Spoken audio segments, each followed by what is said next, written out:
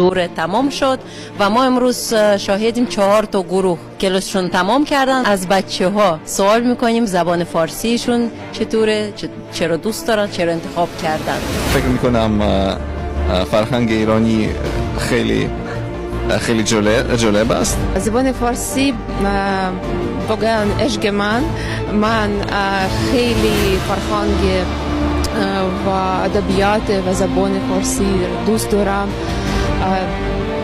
چون که زبان فارسی برایم خیلی شیرین است. من در موزه های کرملین مسکو کار میکنم و تاریخ و هنر و فرهنگ ایرانی را دوست دارم. اینجا فارسی 9 ماه یاد میگیرم و فکر کنم که زبان فارسی از قشنگترین و جالبترین زبان ها در دنیا است. خانم یلنا از دانشجویان دوره پیشرفته ما هستند که با ما 1.5 سال هستند.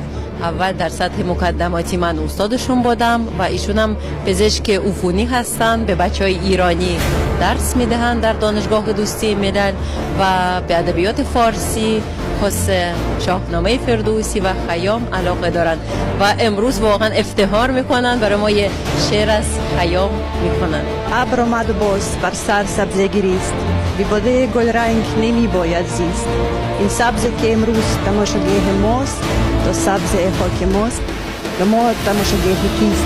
اکنه هستم، معلم زبان فارسی، مترجم زبان فارسی در روسیه. خودتون چطور زبان فارسی رو یاد گرفتید؟ چقدر طول کشید که زبان فارسی رو یاد بگیرید که الان به دیگران یاد بدید؟